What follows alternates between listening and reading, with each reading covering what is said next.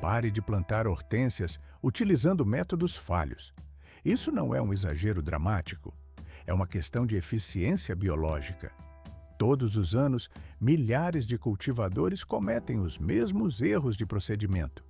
O custo disso é calculado em tempo perdido, recursos financeiros desperdiçados e, pior de tudo, na perda do potencial genético da planta. O objetivo é obter inflorescências maciças, vibrantes e densas. Mas a realidade muitas vezes é o fracasso. Observe a diferença na fisiologia vegetal. De um lado, tem-se um espécime operando em capacidade máxima. O arbusto apresenta vigor, as folhas mantêm o turgor ideal devido à hidratação correta, e os caules suportam o peso de flores pesadas. É uma máquina biológica eficiente. Do outro lado, o colapso funcional. A planta parece exausta. As folhas murcham, indicando falha na pressão celular. O crescimento estagna. Essa discrepância visual não ocorre por acaso. Na botânica, não existe sorte. Existe causalidade. Tudo se resume a um punhado de erros técnicos que a maioria dos operadores nem percebe que está cometendo. Por que o sistema falha? Se as hortênsias não florescem conforme o ciclo esperado, ou se a aparência se assemelha ao exemplar atrofiado, o diagnóstico é claro. Há uma quebra no protocolo de cultivo. Mas aqui existe um detalhe.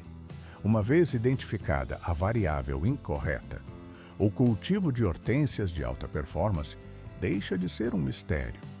Torna-se um processo logístico replicável. Nesta análise técnica, serão dissecados os 5 principais erros estruturais que impedem o desenvolvimento pleno da planta. Além disso, serão apresentados ajustes de manejo que até mesmo agrônomos experientes costumam ignorar. O resultado final será um roteiro completo para garantir a saúde e a resistência do material vegetal no solo. A informação técnica é o único recurso que separa uma colheita robusta da perda total. O protocolo de correção começa imediatamente. A morte da planta começa nas raízes. Um erro de cálculo na composição do solo elimina a floração inteira antes mesmo da temporada começar. O cultivo de hortênsias não aceita improvisos geológicos. O objetivo aqui é corrigir falhas estruturais de plantio de uma vez por todas. A maioria dos produtores falha na etapa 0, a seleção do terreno e a física do substrato. Hortênsias são organismos exigentes. Elas operam sob um contrato biológico rígido. Forneça os recursos exatos e a planta entregará biomassa floral. Corte recursos e o sistema entra em modo de economia de energia, recusando-se a florescer ano após ano. Tudo se inicia na pedologia. Esses arbustos demandam um solo com drenagem de alta eficiência, mas rico em nutrientes. A mecânica é precisa. O substrato deve funcionar como uma esponja industrial. Ele precisa reter a umidade necessária para a turgidez celular, mas sem permitir o encharcamento. Se o solo for argila pesada, a água estagna. As raízes ficam submersas, o oxigênio é bloqueado e o tecido subterrâneo apodrece por asfixia. É uma morte lenta e invisível. Por outro lado, em solos arenosos, a água atravessa a terra rápido demais. A planta sofre estresse hídrico constante, incapaz de bombear líquido suficiente para as folhas largas. Nenhuma das situações é viável para a produção. A solução é engenharia de substrato. Antes de inserir a muda, altera-se a composição física da cova. Mistura-se composto orgânico, folhagem decomposta e matéria rica em carbono. Isso cria uma estrutura granulada ideal. O solo torna-se aerado, permitindo que as raízes respirem e se expandam sem resistência mecânica. Kits de análise de solo são ferramentas essenciais nesse processo. Eles revelam o nível de pH, um dado crítico. A acidez ou alcalinidade não apenas dita a saúde da planta, mas em certas variedades define a pigmentação das flores através da absorção de alumínio. Sem dados químicos, o cultivo é cego. Mas a estrutura física é apenas metade da equação. A localização define a sobrevivência. A hortênsia habita o limiar entre a luz e a escuridão. O ponto ideal é o sol da manhã, com sombra absoluta à tarde. A radiação matinal ativa a fotossíntese necessária para gerar botões fortes. Porém, quando o calor térmico do meio-dia atinge o pico, a planta já deve estar protegida. Por fora, um arbusto robusto, mas por dentro, um sistema vascular altamente sensível à desidratação. Exponha essa estrutura ao sol pleno durante 12 horas e o dano é imediato. Ao examinar as folhas de perto, percebe-se a destruição celular. As bordas ficam marrons e crocantes. O tecido verde enrola para conservar água. A planta entra em choque térmico. Ela não tem energia para florescer. Ela luta apenas para não secar. O extremo oposto também é fatal. Na sombra densa e perpétua, a planta produz clorofila em excesso. Obtém-se folhas verdes gigantescas, mas nenhuma flor. O mecanismo reprodutivo nunca é acionado por falta de luz. A correção exige observação tática. Se o espécime está queimando, o transplante para uma zona de proteção solar é obrigatório. Em uma estação, o metabolismo se recupera. A regra de ouro é o equilíbrio ambiental. Solo organicamente enriquecido para as raízes e luz filtrada para a copa. Não se deve adivinhar onde plantar. Mapeia-se a incidência solar no terreno. Testa-se a drenagem com água. Quando esses dois vetores convergem, a planta deixa de lutar pela vida e passa a dominar o espaço. A morte celular começa pelas raízes. O erro número 2 é um assassino silencioso para as hortênsias. A hidratação incorreta. Por que a água mata, em vez de salvar? Parece um processo físico simples. Despejar líquido no solo. Mas na botânica prática, a diferença entre o método correto e o erro fatal define a sobrevivência do arbusto. Uma planta viçosa, operando em capacidade máxima, ou um espécime atrofiado que luta constantemente para manter o turgor celular. O erro logístico mais comum é a superficialidade. A maioria dos cultivadores aplica uma pulverização rápida, 1 minuto com a mangueira. O aspersor liga brevemente. De cima, a superfície escurece. O cheiro de terra molhada sobe. A ilusão visual está completa. Mas isso é apenas cosmético. 5 centímetros abaixo, o solo permanece estéril, seco como pó. As hortênsias operam com sistemas radiculares profundos. Elas funcionam como bombas hidráulicas, que precisam de acesso aos lençóis inferiores, não apenas umidade na crosta. A água precisa romper a tensão superficial e descer até a base da estrutura biológica. Se a água não chega lá, a planta entra em colapso. A solução exige uma mudança de protocolo. Esqueça as regas diárias e rasas. O objetivo é a saturação profunda. A preferência da planta é por encharcamentos intensos, porém menos frequentes. 2 ou 3 sessões pesadas por semana, especialmente quando as temperaturas sobem e a evaporação acelera. A água deve fluir lentamente, infiltrar-se nos poros da terra, dar tempo para a gravidade agir. Um sistema de gotejamento ou mangueiras de exsudação são as ferramentas ideais. Elas entregam o recurso diretamente na zona radicular, no nível do solo, eliminando o desperdício atmosférico. Aqui entra um reforço tático de recursos. Adicione uma camada de cobertura morta ao redor da base, de 5 a 7 centímetros de material orgânico. Isso não é decoração, é engenharia de isolamento. A cobertura retém a umidade, bloqueia a evaporação direta e mantém as raízes em temperatura estável, reduzindo drasticamente a necessidade de intervenção humana com a mangueira. Mas existe um detalhe crítico: não amontoe o material contra a coroa da planta. O caule precisa de espaço aéreo. O contato direto cria um microclima favorável ao apodrecimento por fungos. Deixe um anel de respiro. Na prática inicial, o erro é tratar a hortênsia como um gramado comum.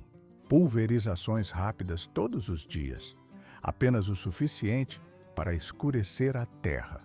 As plantas parecem estáveis na primeira semana, mas a fisiologia interna começa a falhar. As folhas perdem pressão e caem toda a tarde, mesmo com o solo aparentemente úmido. Aí reside a verdade técnica.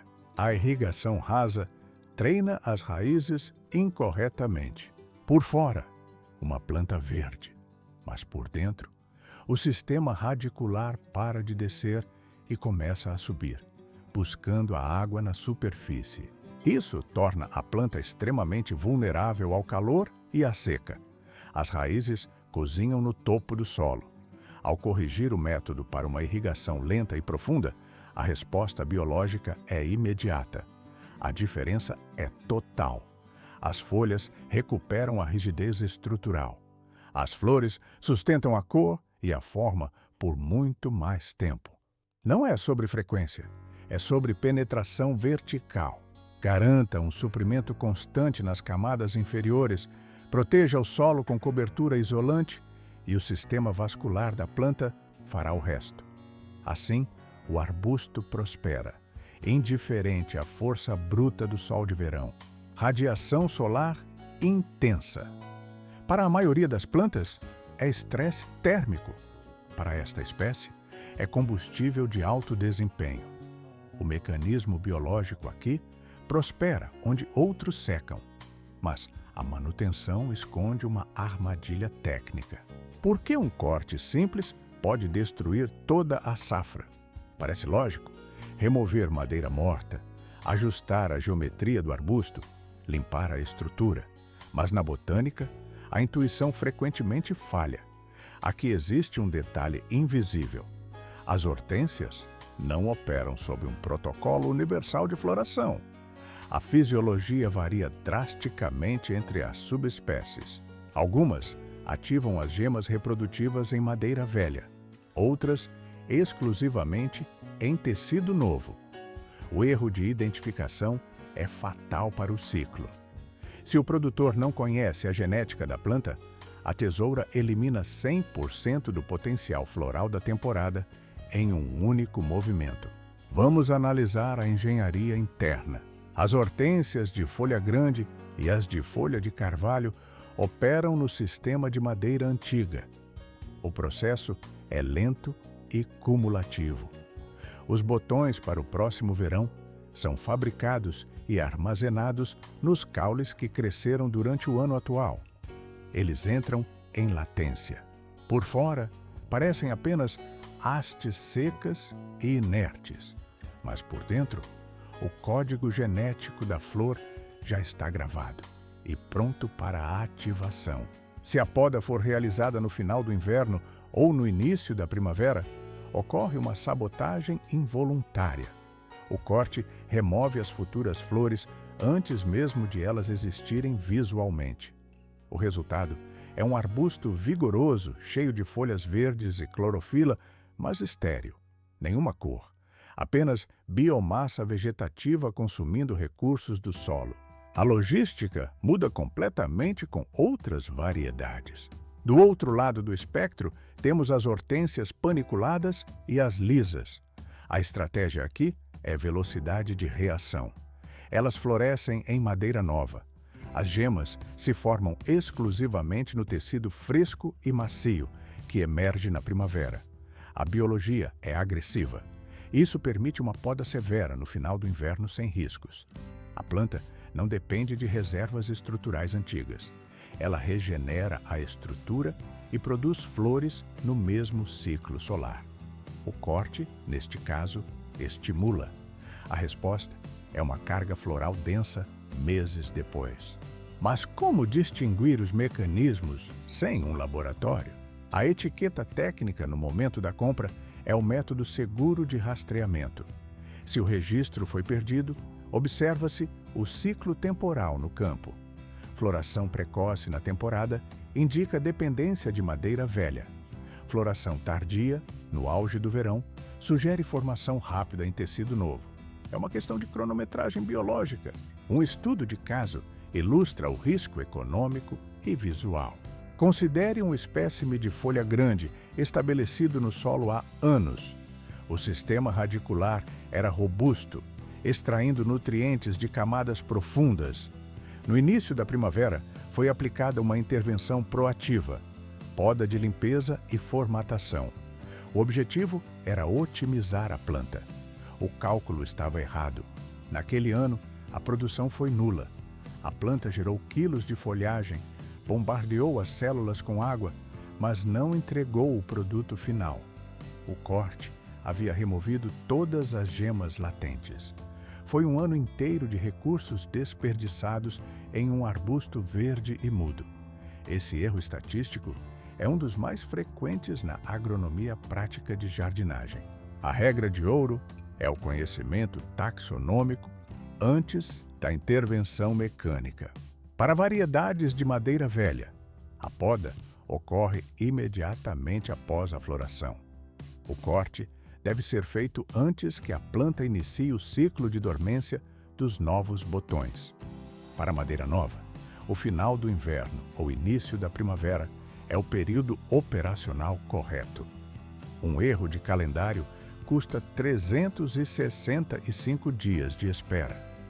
O ajuste preciso do tempo garante que a planta cumpra sua função biológica com eficiência máxima. Um erro de cálculo custa caro. 365 dias de esterilidade biológica podem ser o preço de um corte errado. Execute o manejo corretamente e o arbusto responderá com ciclos contínuos de floração. Mas a poda é apenas a primeira barreira. O quarto erro crítico é puramente logístico: fertilizantes e o pH do solo. É uma zona onde a maioria falha por excesso ou por negligência absoluta. Ambos os extremos paralisam o sistema. A hortênsia não exige superalimentação bruta. Ela precisa de precisão química. O erro mais comum na agronomia prática é a aplicação agressiva de fertilizantes ricos em nitrogênio. Esse é o combustível usado para gramados, focado em expansão rápida de área verde. Ao despejar essa carga no solo, você envia um sinal errado para a planta. Ela obedece. O arbusto cresce, gera quilos de biomassa, folhas largas e verdes. Por fora, um vigor vegetal impressionante, mas por dentro, o mecanismo de reprodução está desligado. Nenhuma flor surge. A energia foi toda desviada para a folhagem. O que a planta exige é equilíbrio estequiométrico. Fórmulas balanceadas como 10, 10, 10 ou 14, 14, 14. A aplicação deve ser cirúrgica. Uma dose no início da primavera, quando o metabolismo vegetal desperta, e outra no meio do verão, se a análise visual indicar necessidade. O segredo não é a quantidade, é o tempo. Fertilizantes de liberação lenta são a chave. A umidade dissolve os grânulos gradualmente. O nutriente desce pelo solo, encontra a raiz e sobe pelo xilema de forma constante, sem causar choque químico por overdose. Mas a nutrição é apenas metade da equação. Existe um fator geológico determinante: o pH. Poucos produtores percebem que a acidez do solo funciona como um interruptor de cor para certas variedades, especificamente as de folhas grandes. Não é genética, é química de absorção. Em solos ácidos, com pH abaixo de 6, o alumínio torna-se solúvel e é absorvido pelas raízes. O resultado visual é imediato: pigmentação azul intensa. Já em solos neutros ou alcalinos, com pH acima de 7, o alumínio fica bloqueado. Sem esse elemento, a planta sintetiza pigmentos rosas. Por que sua hortênsia é azul e a do vizinho é rosa chiclete? A resposta está na composição mineral da terra. A alteração é possível, mas exige intervenção técnica. Para subir o pH e buscar o rosa, aplica-se cal de jardim. Para baixar e forçar o azul, injeta-se sulfato de alumínio. Não espere resultados instantâneos. Em modo acelerado, ver-se-ia a mudança levar 1 ou 2 estações completas para se estabilizar. As células da planta precisam de tempo para processar a nova química. É um experimento de longo prazo. Considere o seguinte estudo de caso: 2 arbustos plantados lado a lado, mesma variedade genética, mesmo regime de fertilização. No entanto, um floresce azul, o outro rosa. A anomalia não é um erro da natureza. Análises de solo revelam bolsões de pH distintos em poucos metros quadrados. A raiz de um acessou uma zona ácida, a outra, uma zona alcalina. A partir dessa constatação, o monitoramento do solo deixa de ser opcional. Testes regulares permitem manipular o resultado final com precisão industrial. A lição é técnica. Não sature o sistema com nitrogênio barato e não ignore a química do substrato. Teste o solo, ajuste o balanço, forneça nutrição constante. O resultado é matemático: arbustos robustos e floração na cor exata definida pelo operador. Um erro invisível. Ele permanece oculto no solo por anos antes de causar o colapso total da planta. O 5º erro na lista é um dos mais insidiosos da botânica ornamental: o posicionamento incorreto no plantio das hortênsias. Quando você adquire o espécime no viveiro, ele vem confinado em um vaso plástico compacto. A tendência natural é cavar um buraco, inserir a planta e cobrir tudo com terra. O processo parece lógico, mas na agronomia prática, a profundidade é uma variável crítica. A maioria enterra a coroa da planta fundo demais. A coroa não é apenas uma parte do caule. É o ponto de conexão vital, onde o sistema vascular do caule encontra o sistema radicular. Essa junção deve permanecer exatamente no nível do solo, nunca abaixo. Se essa área for soterrada, cria-se um microambiente letal.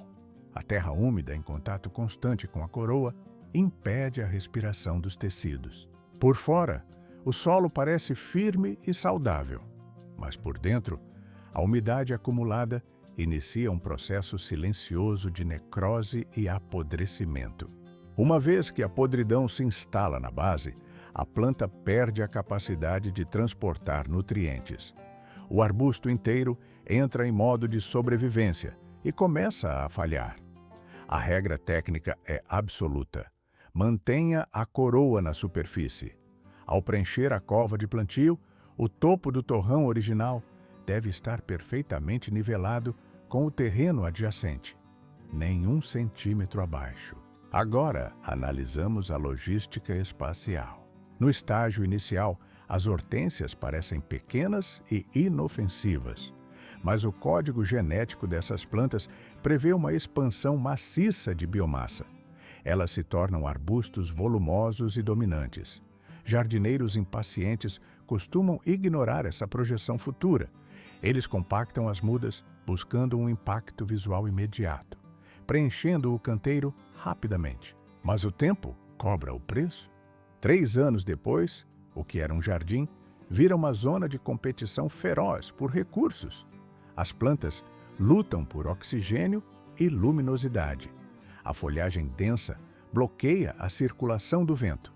Sem fluxo de ar, o ambiente torna-se uma estufa para patógenos. Ocorre a proliferação de oídio e doenças fúngicas, pois a planta não consegue respirar. A distância necessária varia conforme a genética. Variedades de folha grande conseguem operar com um espaçamento de 3 a 4 pés. Já as paniculadas exigem um raio de exclusão maior, entre 6 e 10 pés de distância entre cada indivíduo. Ao observar o terreno recém-plantado, a sensação é de vazio excessivo. Parece desperdício de espaço, mas confie na biologia. Seu eu do futuro agradecerá quando os arbustos atingirem a maturidade e mantiverem uma ventilação funcional. O fluxo de ar é um recurso tão vital quanto a água.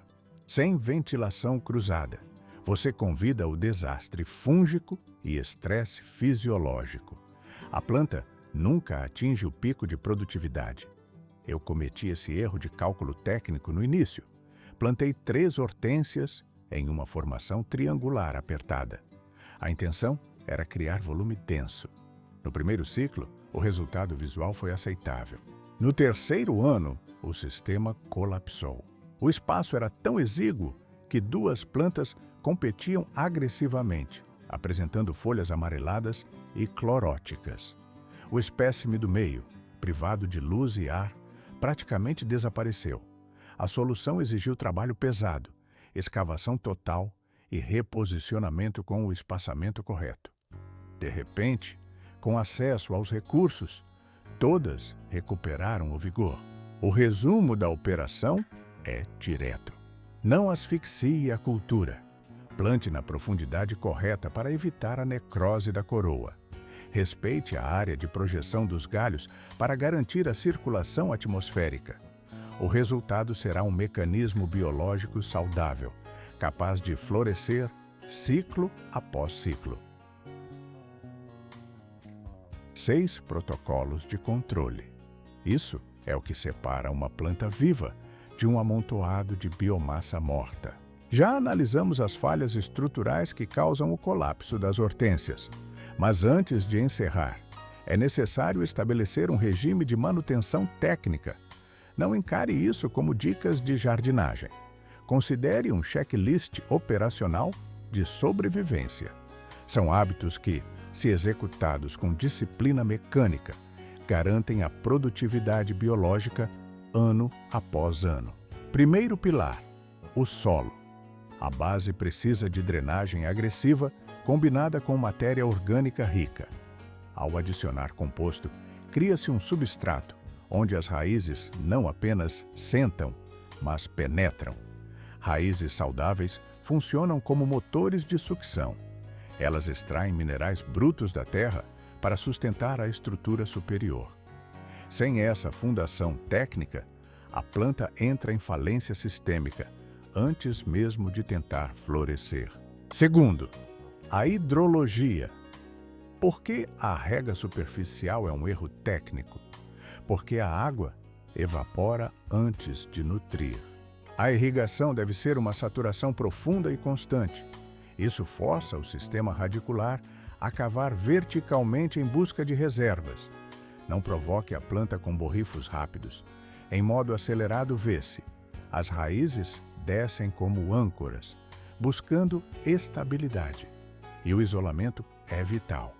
O uso de cobertura morta não é estético, é um escudo térmico que retém a umidade e impede o superaquecimento do ambiente subterrâneo.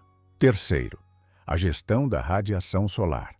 Existe uma janela operacional estrita: sol da manhã para ativar a fotossíntese, sombra à tarde para proteção térmica.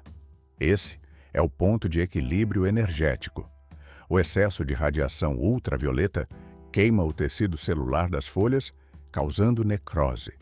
A falta de luz bloqueia a produção de flores. Por fora, a planta parece estar viva, mas por dentro, o metabolismo está paralisado pela falta de energia. O equilíbrio exato gera floração por meses a fio. Quarto elemento, a poda cirúrgica. A identificação da madeira é obrigatória antes de qualquer corte. Variedades de madeira velha exigem intervenção imediata pós-floração. Variedades de madeira nova esperam até o final do inverno ou início da primavera. O erro de cálculo aqui custa caro. Corte no momento errado e você elimina os botões latentes responsáveis pela próxima safra. O resultado é um ano inteiro de folhagem estéril e desperdício de recursos hídricos sem retorno visual. Quinto, a química. Menos é mais. A superalimentação é fatal para o sistema. Utilize fertilizantes de liberação lenta e balanceada. A aplicação ocorre na primavera e talvez no meio do verão. Aqui existe um detalhe crítico. O excesso de nitrogênio gera uma explosão de folhas verdes, mas inibe completamente os mecanismos reprodutivos. A planta cresce em volume, mas não entrega o produto final. Sexto, o planejamento espacial e a profundidade.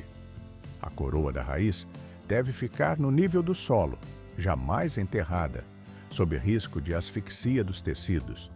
O espaçamento é logística pura, de 3 a 10 pés de distância, dependendo da genética da variedade.